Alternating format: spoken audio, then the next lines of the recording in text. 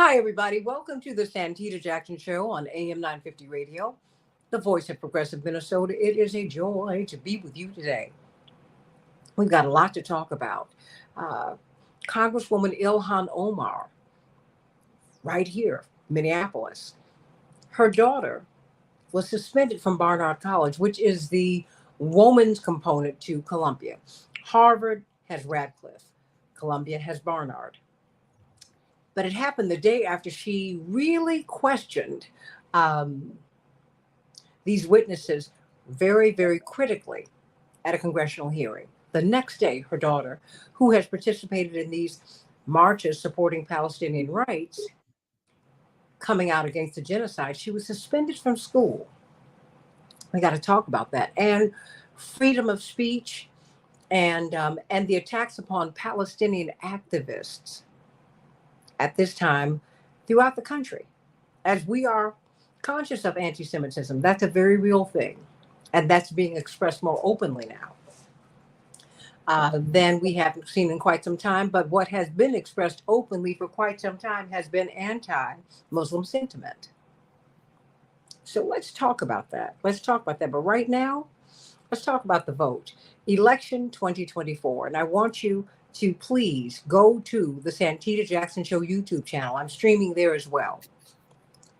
Like and subscribe, share the show, click the bell so that you can be notified when we come on live. But I need you to share the show. I'm beginning to see we're gaining a lot of traction because a lot of you are sharing the show. Please continue to do that. And when you're on the Santita Jackson and Friends page, that's my only Facebook page. Please like and share. Become my friend there. You can't become my friend anyplace else. Santita Jackson and Friends. And of course, we're sharing this on Reverend Jesse Jackson Sr.'s page. And I'm on Twitter at Santita J. Please join me over there. We've got a lot to talk about this vote. It is very concerning to me. I came across an article that made me think. And this is from the Associated Press. As President Joe Biden and Donald Trump step up their campaigning in swing states, a quieter battle is taking place in the shadows of their White House rematch. The Republican National Committee, newly reconstituted under Trump, has filed election-related lawsuits in nearly half of the states in the United States of America. In nearly half the states, recent lawsuits over voter roll maintenance in Michigan and Nevada are part of their larger strategy, targeting various aspects of voting and election administration. We're not hearing the Democrats take that issue on. We're not hearing about voter purges. Of course, the famed investigative reporter, the best democracy money can buy, he's done so much, New York Times bestseller. Indeed, he was the person who revealed the theft of the 2000 election, Greg Palast, award-winning journalist Greg Palast. He said they're purging the vote and they are targeting Black and Brown and Asian Americans specifically because we have names that are very similar. So you might have a Santita Jackson, a Santita Johnson, a Santita Jones, and we can all be wiped off the rolls because people will say that we voted in several states or in several places. Even though, interestingly enough, when Donald Trump's administration came into power, you found that members of his own family had more than one address. Attorney Darrell Jones, chairman of the Transformative Justice Coalition. And some of us live in more than one place, and that can happen. You can get registered to vote in more than one place, and you don't mean to engage in anything dastardly. You're not trying to engage in malfeasance, but okay, now I've shifted. I live over here, and I live over here sometimes, and I want to vote over here. Well, that can happen. But now we're watching people purge from the rolls. And we want to talk about protecting our vote, but we also want to talk about how your vote impacts how you live. Attorney Darrell Jones was a prosecutor. Prosecutors are elected. I mean, when we look at the Ahmaud Arbery case, when we look at the George Floyd case, when we look at the Michael Brown case, when we look at the Vincent Chin case, when we look at all of these cases all around the country, elected officials handle those cases, Daryl Jones. And so your vote really does matter. As we look at these progressives who are being attacked all over the country, many of them are running against elected officials. Your vote really matters. So we need to talk about that because I don't think we're talking about that enough. And when we talked about New Bern, Alabama, where that is 80% Black, 20% white, uh, the white power structure was preventing elections from being held.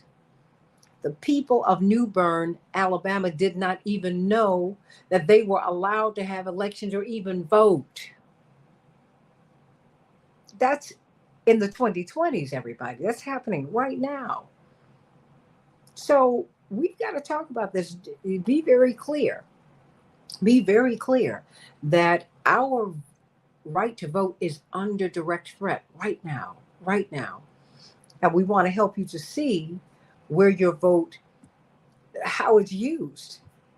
I mean, just how it's used. And we're being joined by my beloved soror, Anastasia Sanat, the president of the Haitian American Lawyers Association of Illinois. A brilliant lawyer. She zeroes in on immigration, but she really helps all of us to become better Americans because she helps us to understand what our rights are, and what is right. And I promised all of you, Attorney Daryl Jones and Attorney Anastasia Sanat, as we bring up Gaza, as we fight for justice for the Palestinians and security for Israelis, we're going to continue to bring up, we already started, we're going to continue to bring up Haiti and look at what's happening there because we don't want that to be put on the back burner. But let's talk about this vote right now, Attorney Daryl Jones. And because you have been a prosecutor, and now it seems that when we find that our votes being violated, now I understand it, as I understand it, we can't sue. Talk to me. I mean, what does that mean? Because I've shared with the audience, maybe it was a decade ago, or roughly, about that, certainly within the past 10 years or so. I went to the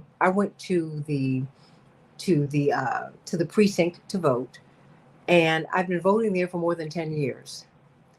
And I knew the judges. And when one of them looked at me and said, "Miss Jackson, we see that you voted this morning." I said, "You know I didn't vote. Look at me. All this lipstick and these lashes on. You know I no." And not that, and I get up early. You would have known if I had been here. You know I didn't vote. Oh, well, maybe you can use a provisional ballot. I said, "I don't want a provisional ballot. I want a real ballot, and you go find out who said they were me and voted," because that didn't happen. But these sorts of things happen, but they don't mean anything to us because it's just an academic exercise until it happens to you on voting day when there's nothing else for you to do. I mean, if you don't vote on voting day, that's it. So talk to me about the attacks upon the vote, because it seems that it's been established, Attorney Sanat and Attorney Jones, starting with you,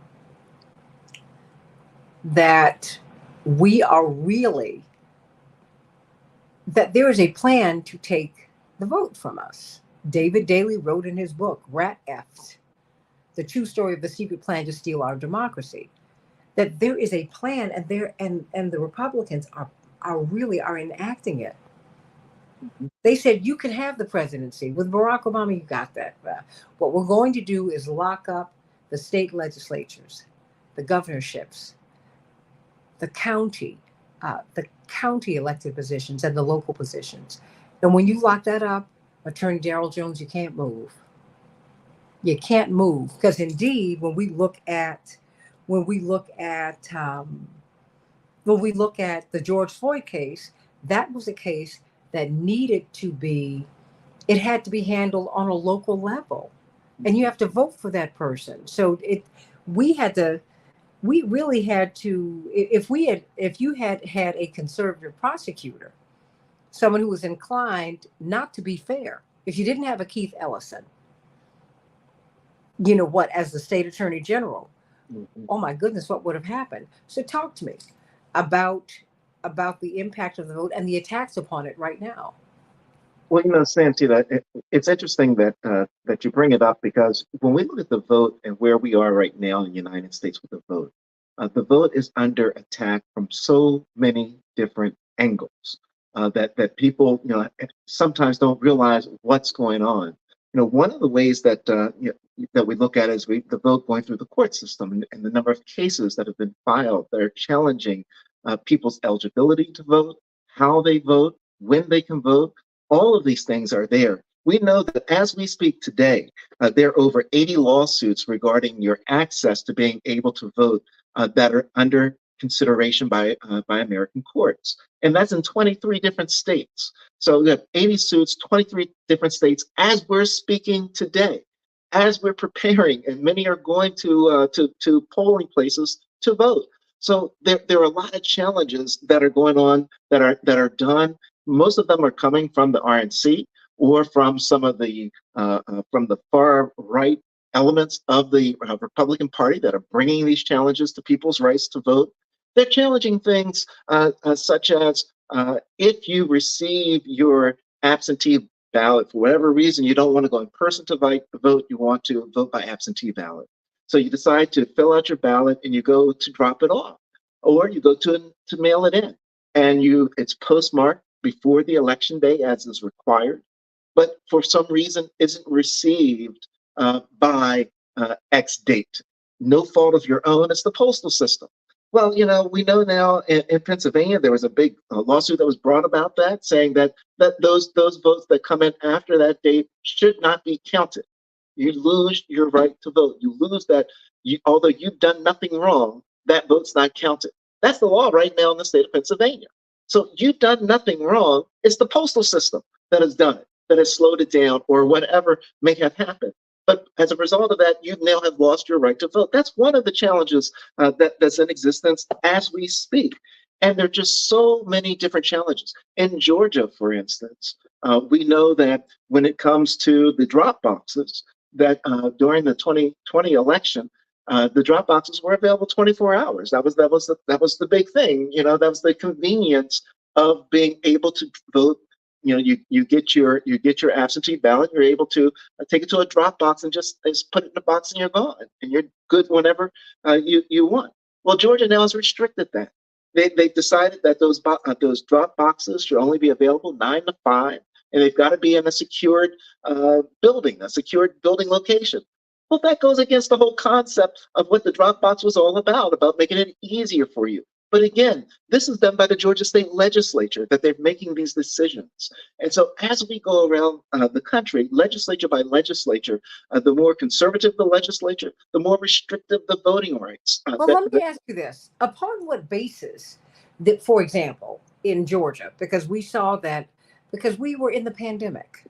Mhm. So people were afraid to go into a polling site because, I mean, everybody's wearing gloves. You're afraid to touch the screen. You're wearing 2 and 3 masks Mhm. because, I mean, and people did, and many judges did catch COVID.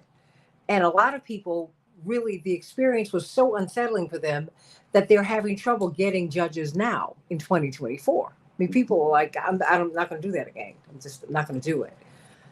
Upon what basis, just given that that happened then, what was the thinking? What was the justification? What was the rationalization for restricting access to drop boxes? It's a great question, Santita, and the honest answer is they lost 2 senatorial positions in the state of Georgia. That's Oh, when okay. Warnock Ossoff and Warnock did it. and Ossoff were elected, right? After they were elected, Georgia then came back and said, we can't have them voting like this. There's a Hmm. problem with the drop box. We need to restrict the access to people to being able to vote so easily. You got to remember, in that election in Georgia, there was about a 30% increase in African American youth vote turning out. Because what you had coming out there is that, you had the George Floyd vote, you had the Ahmaud Arbery voters that were coming out saying that the system isn't fair for us. We need to be certain that we vote, we get out and get our vote on. And that's what was happening. So Don't be afraid to say voter suppression. That's all it was. And that's what it is. You're absolutely right, Attorney Sanan. It was voter suppression. It was, how do we stop them from voting? We see what happened when they felt as though they had the power. They're voting in incredible numbers. We need to stop the flow. We need to slow the flow. How do we do it? Well, And that's where you come up with Senate Bill 202, right, with the state of Georgia, that then addresses and comes with all these different, in North Carolina, they called it surge of precision when they were targeting Black and voters of color. They said they did the same thing in Georgia. So, 202 then went after the drop boxes to limit the access, to limit the availability. It went after, in Georgia, they had just a wonderful thing that I just screamed about across the country, telling everybody they need to have it. They had a mobile vote. They had an RV that they converted into a voting area where people could come, get registered, do all that they need to do, and cast their ballot. This mobile vote could go into the park, which is what it did in Piedmont Park, where people could come there and do their, get registered, vote, get everything done. Senate Bill 202, following that 2020 election, said no more RV park voting. We got to cut that out. You cannot have money coming in from private industries to support registrars and trying to access and make voting available and accessible to people. You can only use the money that you have available in your own voting system.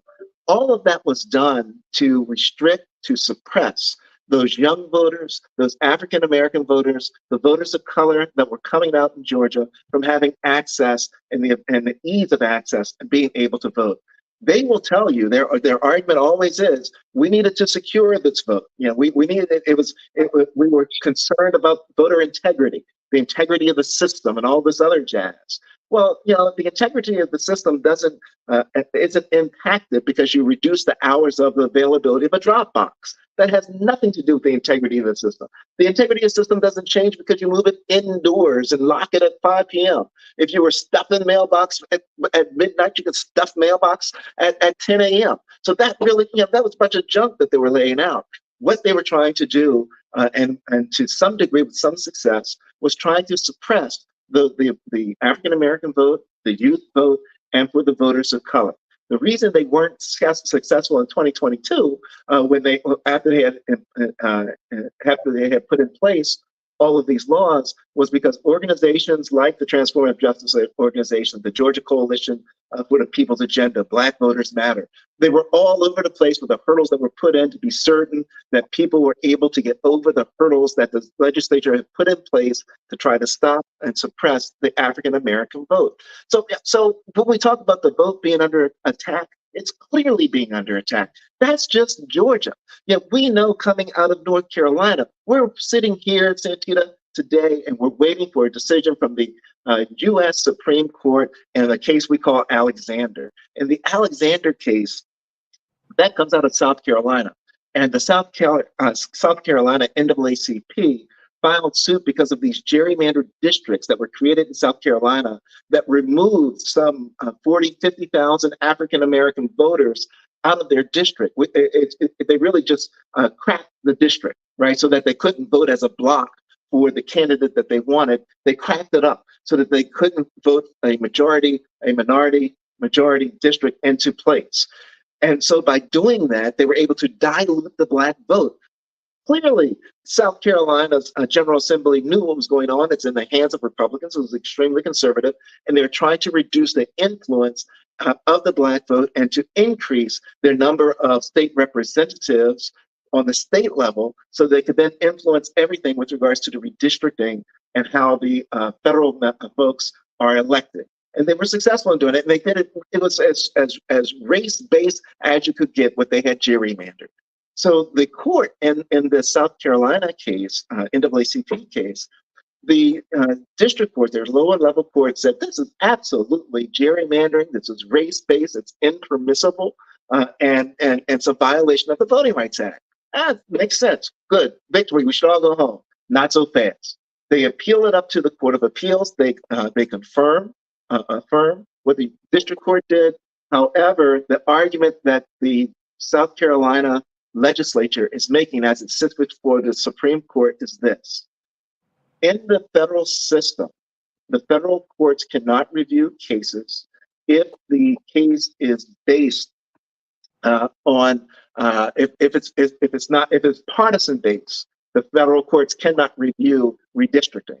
If it is partisan based, the states can do whatever they want to do so long as it's partisan based. Well, okay, what does it mean, partisan based? Meaning that if you're trying to take advantage of your redistricting, and for instance, the state of Maryland, where I am, with heavy Democratic state, they draw these districts that heavily favor the Democrats to get rid of the Republicans, to keep them out of power. The court system, the federal court system, has said, if it's based on you're just trying to do politics like that, that's fine. That's fine. That's permissible. The federal courts are not going to review anything that says that, you're doing this because you're the Democrats or you're the Republican and you have the majority and you're trying to be certain that you're protecting your majority that's in your state. The federal court has said we will not get involved in a case like that. What happened in South Carolina, however, is that the NAACP said this isn't partisan based, what they've done in this redistricting and breaking up these Black communities so they can't elect representatives and have their vote fully realized. This is race-based. And because it is race-based, then it is a violation of the Voting Rights Act of 65. And so that's what's going up, and that's what's sitting right now before the Supreme Court. And this is the significance of that, and I just want to be certain that we're clear. The significance of that is this. If the state of South Carolina is successful, and they're saying that we didn't do this because they were Black people, we did this because they were prone to vote Democrat. We had nothing. It just so happens that there's 60,000 Black people that got moved around, but we just did it because they're Democrats. If the Supreme Court buys into it, then what then happens is that all across the South and many other states, you're going to see state legislatures, they're going to begin to say, it's not based on partisan, it's not based on race that we're doing this, it's based on partisanship. And they're going to start really going in and reducing the power of the Black vote. So I say that, Santita, to say that our vote today has never been under as much attack as it is. And we haven't even talked about the Arkansas case that you made mention of, where, in Arkansas and seven of the states that make up what we call the 8th judicial circuit there in Arkansas, that if you as Rainbow Push, if I as an attorney or Transformative Justice Coalition or Attorney Sanat or any other attorney wanted to bring a suit today for a violation of the Voting Rights Act in Arkansas or any of the other 6 states that are surrounding it, we can't do it because there was a case that they just decided that now that may be headed to the Supreme Court, we're not certain yet, that they just decided that said that individuals lack standing. Why? Why? I mean, if a corporation is an individual and they have standing in the court system, why don't I? And, Santita, it's a wonderful question. And what the conservative legislature, conservative jurists, judges, and the 8th Circuit have said is that in the Voting Rights Act, it doesn't spell out that individuals have standing, have the ability to bring lawsuits on their own. Therefore, the only entity that can bring a lawsuit for a violation of Section 2 of the Voting Rights Act is the U.S. Attorney General. That's it. If the U.S. Attorney General doesn't bring the suit, it doesn't happen. It doesn't exist. So what does that mean practically? What that means practically is whoever the president is, who appoints the U.S. Attorney General, that U.S. Attorney General will decide whether or not they want to enforce the Voting Rights Act under Section 2. You know, whether it's okay, was it intimidation, a voter intimidation, that they're hanging an edifice of a black person at a polling place with a sign that says, "Don't vote." That violation, that would have to be brought by the Attorney General's office, by the U.S. Attorney General's office. Hold that thought, because, you know, I think about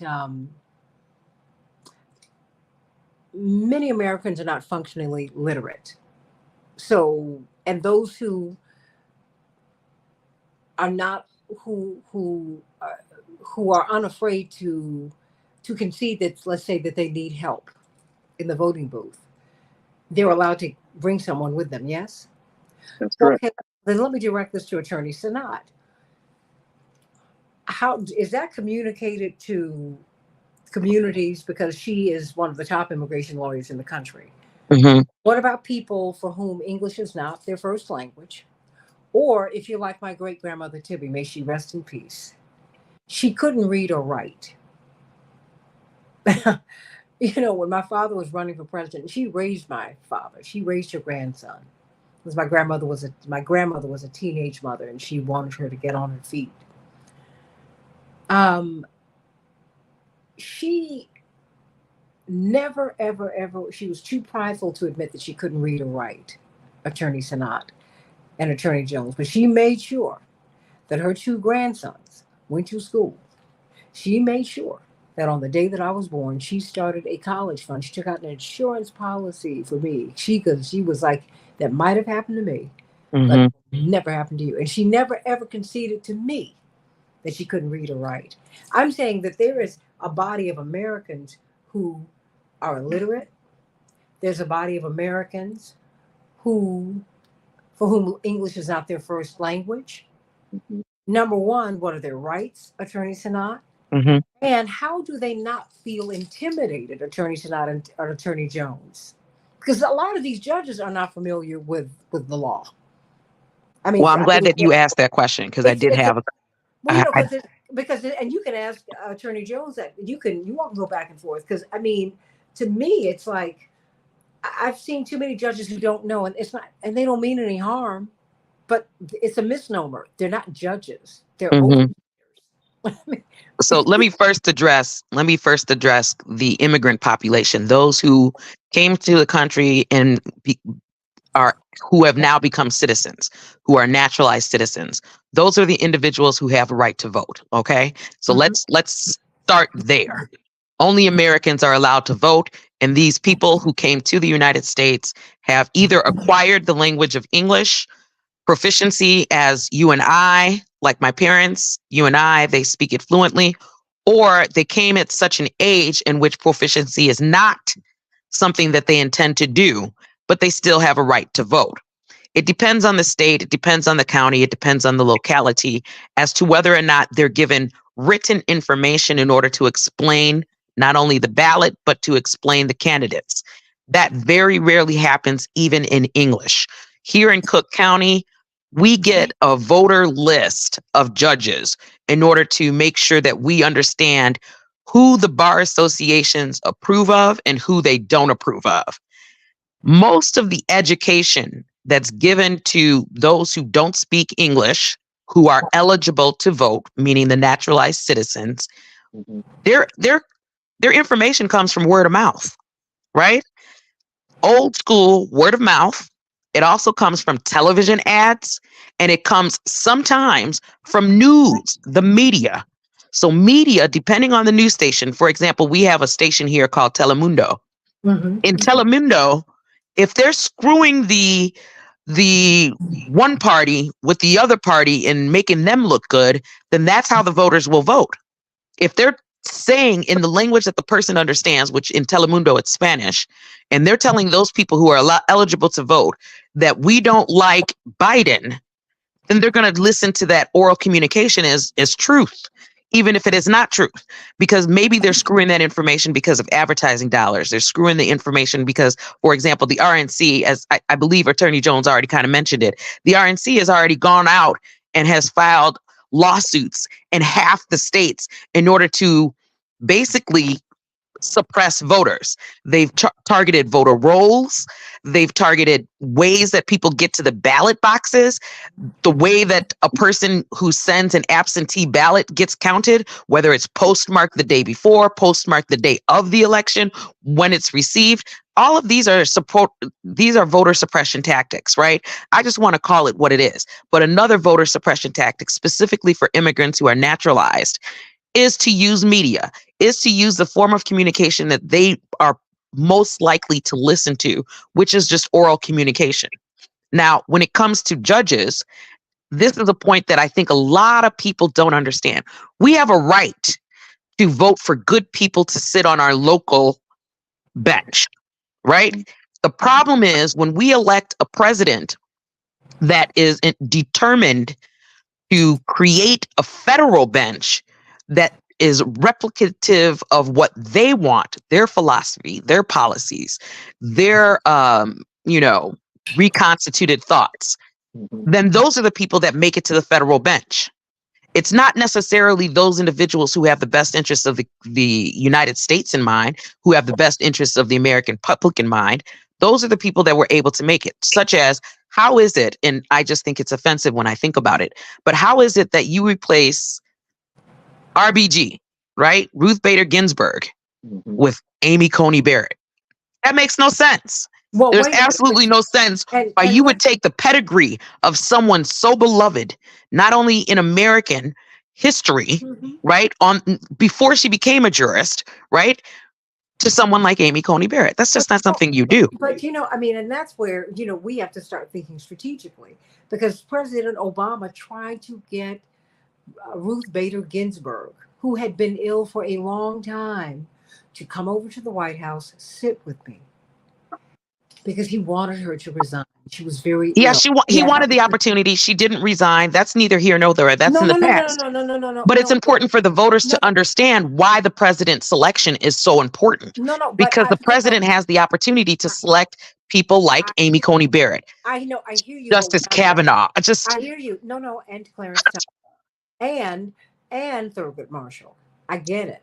Like, how do you replace Thurgood Marshall with Clarence Thomas? No, wait 1 moment, honey, because that is the game plan. And when you play the skin game, which some of us did, because there was consensus in the Black community that Clarence Thomas was a bad selection for us, until he talked about what? Legal lynching, a high-tech lynching. Then he split Black consensus, and he was able to march through because he played the skin game and we fell for it. The reason I mentioned RBG, it is here and it is there. It's not neither here nor there. It is here and there because they're calling for Sotomayor to leave.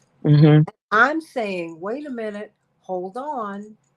We've got to look at not just who we put in, but we have to think strategically, right? But all this comes down to, like, as we're saying, the vote. Because the fact is, presidents, I mean, because you have a lot of people who are so dispirited, Attorney Sanat, in this moment that they're thinking of not voting. And the thing is, I mean, I know a lot of people are saying that. And I'm like, please don't do that, because the president, your governor, when you are, I mean, those 2 or 3 pages of ballots that you don't want to bother with, you vote these judges in. Yeah. That's what I might have been a little bit too passionate, but I'm really serious about when it comes to the oral education of people. And when we talk about naturalized citizens, I'm going to tell you, those people in minority neighborhoods, right? I think they're just like naturalized citizens. They don't take the time to go in and read these skewed articles from, the Associated Press, or read CNN articles. They just want to see and hear a quick soundbite. And those sound bites can be detrimental to their own personal well-being. And you want to know why? Why? Because Black and people of color are oral people, particularly people. I mean, our traditions are oral. So I'm not going to blame us for that. I'm just saying what we have to do is figure out a way to meet us as George Wallace, God rest his soul, he said, you got to put it down where the goats can get it. Part of the genius of Roger Ailes, who was the most powerful man in media, and you can say what you will about his politics, but media he understood. Mhm. He was a genius. He said to me, because he hired me to work for him at Fox, he said, Santita, I don't need PhD level discussions. Hmm. Average American, sixth grade, that's where you got to meet him. Well, that's the You got, truth. and, If you and he use big said, words, they're not going to well, understand you. not just big words, big concepts. Just wait a minute. He said the master of it. He said, Mhm. I know you might not believe this. He said you may not want to hear this. He said, but listen to your father. He said no one's better at it. He puts it right where folks can get it. The most complex concepts. He distills them and he puts it in such a way that you walk away saying, keep hope alive. You walk away repeating what you heard him say one time. And I'm saying that we've seen that formula. It does work. So now we have to figure out, Attorney Sanat, how to implement it with people who are oral, right? I mean, because that's where we are. And the kids and some of the old folks are on TikTok. And what do they call it? YouTube University? That's where we are right now. I mean, Attorney Sanat, we have to figure out a way to get to where these people are. Because I'm concerned that those who are not native speakers and those who don't read well and who do not comprehend well, but they understand, but they can't read it, they can't process it. If they're dyslexic, I mean, the undiagnosed, only way to what do you accomplish think? that, Santita Jackson, is in order for us to get back to old school roots, get our boots on the ground and hold these rallies and get the right information. As far as October 2023, Trump was already telling his supporters to harass voters, right? And to Yeah. undermine the election workers. We already know it's coming in November. We haven't seen it. He's currently in his criminal trial, but at the end of the day, they already have their marching orders from October before he even got into this situation. So how did he get the marching orders out there? He did it through rallies. So Hmm. when we're talking about the And through legal social media. community getting out there to explain it, we don't need them all to be lawyers. Quite frankly, you could be a regular human being that understands it because you were taught it, and then explain it. That's And it. that's what needs to happen. It needs to As be a matter regular, old groundbreaking, boots on the ground. Well, as a matter of fact, I mean, look, I don't need you to, even if you are a lawyer, you know what? My father said education is knowing what to say and when to say it and how. You got to learn how to read the room. Dr. King knew that he was from the halls of academia and he was from the most elite circumstance that Black people could find themselves in. I mean, this man he didn't have to pay to get his PhD. His daddy paid for him to go to school because his father was one of the biggest preachers in America. I mean, his parents attended the Gone with the Wind premiere because their choir sang there. Daryl Jones and Attorney Sanat. I mean, he went to the lab school of Atlanta University. Hello, hello. But you know what he did? That was so genius. Because sometimes he'd use these concepts and words that people did not understand. He had Reverend Dr. Ralph Abernathy, who was as educated as he, but he was much more plain spoken. So he would introduce Reverend Dr. Martin Luther King, and then after Dr. King finished, he would wrap it up. Well, that old school kind of speaking needs to occur today. I think Yeah. honestly, if we're really going to reach the people, we need to reach the people as if YouTube never existed, as if Mm. TikTok, Snapchat, Instagram, all of those social media forms never existed. But on top of that, we also need to change the framework. If we're going to reach the young voters, as Attorney Jones had mentioned in Georgia, who was coming out to vote and change I guess, the color of the state from red to blue, these Mhm. young voters who were thinking about George Floyd and Ahmaud Arbery, we need to be thinking about also how we can reach them with the bites that are going to be necessary for them to educate themselves. Who are the popular social media influencers that can get the messages out there? Who are the ones that are really speaking about what are the main topics and how can I break it down like a Ralph Abernathy would have done in a wrap up? right? Those are the types of people that need to be reaching the young people. But as far as the native speakers of different languages and those who are older and those like myself who are physically challenged, how do we get them to the voting booth? Well, Mhm. we need to do boots on the ground. We need to go in and we need to get the ones that are physically challenged to the poll, first and foremost. Number two, we need to have these informational sessions in which we break it down. This is what this guy is saying. This is what this guy is saying. Because at this point, a lot of people think it's just two evil people at the same time. Because when we're thinking about Gaza and we're thinking about how United States is chosen the path to support Israel and all of these types of Gen- donations from the United States in forms of militarized weapons. I do understand that we're the ones building the weapons and we're the ones benefiting from the price of these weapons.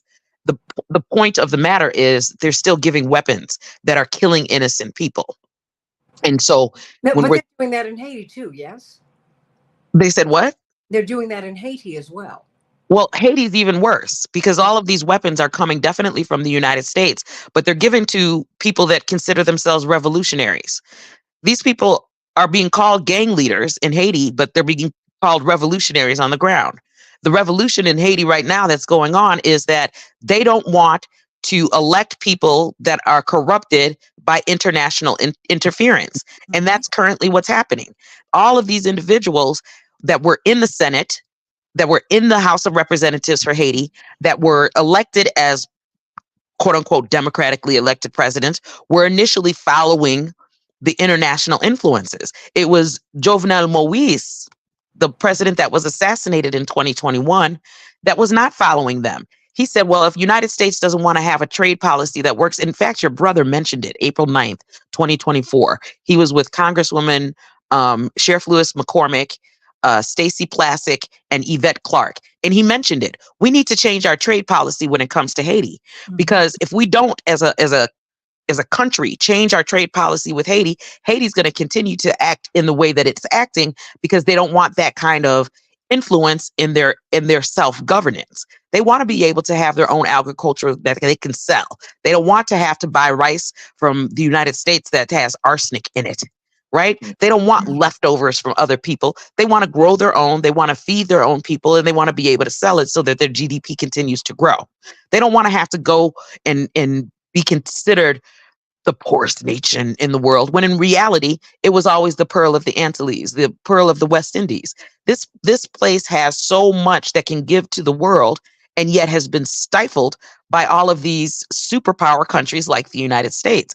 If we as a people don't understand that and quite frankly, vote in people in our Senate, vote in people in the House in order to make these critical decisions, we're going to continue to have these issues going on, not only in countries like Haiti, but other places like Nicaragua, Venezuela, Colombia. Our international influence is ridiculous. The whole It, global South. yeah, we just have too much power in that area. So when it comes to voting, we need to break it down. Like I said, go into these communities, have people marching on the ground, pulling informational sessions, breaking it down to them so that they understand not only in their native language, but for those that don't read and write past or understand and comprehend past a certain age or grade level. We need to break it down. We need to do the wrap up like Ralph Abernathy does so that these individuals go in there more educated. That's really the only way to combat some of these things. I Well, mean, I was listening to Attorney Jones when he was talking about the Alexander case, and I was thinking to myself, I was like, don't nobody understand that case like you understand that case. Like a regular human being is not listening and understanding the facts of the case the way that he is. There's no way that they're following any of these cases like this because they don't really understand the impact. And in order for them to understand the impact, first of all, they need to listen to the Santita Jackson show like they're doing now. But second of all, they need to hear and understand what people like Attorney Jones understood. But how do they get to people like you Attorney know what they Jones? do? You know what happens How? when you decide to break it down for them. There is an old saying in the Black American church: "Make it plain," Mhm. and it can be done because nobody. Certainly, I'm not such a genius. Okay, I'm no genius. There's some things, some basic chemistry and calculus. You can break that down so people can understand it. You can do that. I mean, after all, Einstein was considered to be a slow learner when he first started school. something happened and he caught on and he never looked back. Mhm. So the thing is, you don't need a PhD. You don't have to have any kind of D in order to understand the issues. People just have to have to care enough to explain them to you. Right. And I'm saying that happens in our churches, Daryl. It happens in the streets. That's what you and Barbara Arnwine go out and do year after year, day after day. And you see that light bulb go on when you say, you know what? You need to vote. You need to know how. And when you go in the polling, when you go into the polling place, into the precinct, and you need help, first of all, you can ask someone to help you. You can bring someone with you. I'm saying there's so many things that we don't know. That's when, as Attorney Sanat so brilliantly said, wait a minute, don't forget voter suppression. Don't forget repression.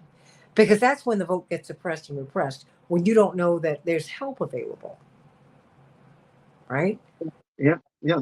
No, you're right on point, and I think that Attorney Sanat is 100% on point with regards to when people begin to understand the cases that are out there, the issues that are there. You know, and I think sometimes when we try to make it plain, I try to lift up sometimes by example. So, for instance, in the state of Texas, and I tell you about Crystal Mason. Crystal Mhm. Mason, who was convicted federally of a tax crime. Her federal probation officer told her it was okay for her to vote. So she went on and registered to vote. When she got there to vote, she ended up casting a provisional ballot that was never counted. In Texas, they're as high a voter suppression state as you'll find. And it turned out that because she was still on probation, that Crystal Mason didn't have the right to vote. But wait a They, minute, Daryl. Didn't she asked, her mother said, you can vote. You Mhm. need to go on and do it. And then she went to the polling place and she explained her situation to the judge. And they said, oh, you can vote, Crystal Mason. Isn't that how it happened? Exactly. Kept on And her probation officer Okay. said it was okay for her to vote. So she went on, she filled out a provisional ballot that was never counted. What But ended up those are two happening? people who obviously didn't understand the law. Yeah, but it goes deeper than that, Attorney Sanat, because then what happens is this. Crystal Mason is then charged in state court with the crime of voting when she wasn't supposed to vote. They sentence her, they have a trial and sentence her to 5 years in prison as a result of Mm-mm-mm. it. You know, and it's only recently that that case now has been set aside. So, but it's a example of what I call state-sponsored voter intimidation. Yeah, That's the state of Texas saying, folks, if you have a conviction at all on your record, you shouldn't even think about voting. And particularly if you're a voter of color, as Crystal Mason was. And it doesn't stop there because, you know, when we talk about examples, just going to the community to talk, the state of Alabama just passed Senate Bill 1. What does it do? It says that it is a felony for someone to help somebody else vote. That's not a Mm, member of the family. If you help them fill out the ballot, you help your elderly relative, you help your incapacitated friend, you help them take the ballot because they can't walk from their bed to the mailbox. You've committed a felony. That's the that's state terrible. of Alabama. That's voter suppression. I mean, that's what we're talking about. St. Paul, Minnesota, where you are, where 950 is being broadcast. We came across a situation there where, and we were doing our hotline during the election. We received a phone call that from the Latino brother that says that he's in this particular area, and they will not let him vote because they're requiring that he read first this statement saying that he's pledging allegiance and that he's doing the Mhm. right thing by voting in English and only in English, and he doesn't read English well. That's a form Mm-mm-mm. of voter intimidation and suppression. These are things Mhm. that are happening now. We don't even talk about the state of Florida and what they're doing there and all the suppressive activities. But these are the real things, the real tangible things that are happening. And many of us are unaware of it because we don't necessarily want to think about it. We have other things going on in our lives. And it's not until, as 100,000 plus voters in Georgia found out in 2020 that when they went to vote, they realized their vote had been challenged and they Right. didn't know what to do at the ballot box. And wait a Now minute, they anyone can't can vote. challenge your vote, right? One more Anyone time. anyone can challenge the vote. Not only can anyone challenge the vote in the state of Georgia, there's no limit to the number of voters that the person can challenge. So you'll have people that challenge 10,000 voters electronically because you're just doing it from the computer. And, Hmm. and, and you can match it up by saying, well, their last name is Hernandez. Their last name, It's Jackson. something that, Jackson, something that we think is going to be black or of the community of color. Challenge all of their votes. Challenge them all. Challenge Hmm. all of the voters. And then when they get to the polling place, they have to prove they live where they live, that they have the ability to vote. And the person need not have any connection with any of these challenged voters at all, other than going to the screen and looking at the name. That's the reason, Santita, that we say that the vote today is more challenged. It's under more threat than ever before because of these types of processes that have been put in place. We've got Well, 2 minutes these before we tactics go. aren't necessarily new when it comes to voter suppression. That's why we No, had the Voter Right Act of 1965. right. But And that's that's why why the John Lewis Voting Right Act is supposed to be the one that helps to cure some of these things, because we shouldn't be challenging voter ID with these types of simple rules of, can you read this allegiance in English? We shouldn't be challenging these types of mail ballots. We shouldn't be doing voter roll maintenance compliance to see if someone actually died the day before and therefore their vote shouldn't count if they filed it, or they mailed it or what have you 2 days before they died. We Attorney shouldn't be Sanat, doing this type of litigation, but these targeted litigation tactics and these lawsuits throughout the nation have mhm. definitely opened our eyes to a lot of the flaws in our own But voter system. and because we went through that before. That is what, when Black people were absolutely not allowed, when they were not enforcing the Hmm. amendment that gave us the right to vote. You Hmm. had to read from the Constitution, something that the person who was administering the test Mhm. did Right, not read themselves. right, But because that is Black why people were it not is allowed to read and write, and if you had taught right. them, No, then they but would even get if you jailed. did, Yep. even if you knew, that they were finding ways to not allow you to vote. So I want you to do this, because we're going to have to go. But I promise you, we're going to do this again, because you can see that we're all very passionate about it for a whole lot of reasons that we should be. 866 our vote. Do not leave the polling place until you have been able to cast your vote. You call 866 our vote in real time. Don't leave. The lawyers are there to help you. And you do not leave until you have cast your vote. Do I have it right, Attorney Jones? Absolutely. Absolutely. 866 our vote. 866 our vote. Do not leave without talking to somebody and having a vote that has been cast. Never leave the polling place without voting.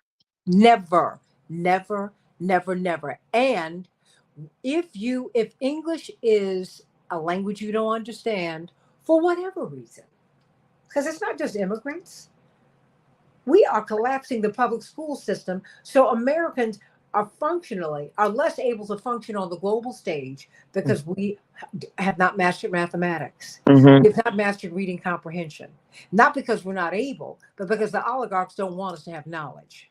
Hmm. You have the right to bring someone with you. And if you're in one of the states that will not allow you to have that will only have a relative, that will only allow you to bring a relative, find them. And then let's get out here and vote, so we can vote our way through this and march our way through this and work our way through this. Find an organization and get involved. I hope you will Hmm. get involved with the Transformative Justice Coalition. I hope you will support the NAACP. I hope you will support Rainbow Push, National Action Network. Get involved. Get involved. 1-866 our vote. Don't leave the polling place until you have cast that vote. That is your right. More than that, it is your obligation. This great American system only works when you work it. In the next hour, let us talk about what happened to Congresswoman Ilhan Omar's beautiful daughter. She is a student at Barnard. She is a freedom fighter like her mother. And guess what? She was marching. I mean, the Columbia campus, Barnard is the female component to Columbia, like Radcliffe is the female component to Harvard. She's been marching, she's been active. Her mother, at a congressional hearing, pointedly was questioning one of the persons appearing before the committee, about the ceasefire, about how people are able to protest. And guess what? The next day she was suspended from school. Let's talk about that. Let's talk about that. Because Palestine people are protesting on behalf of Palestine all over the country are dealing with this. Stay right here on the Santita Jackson Show on AM 950 Radio, the voice of progressive Minnesota.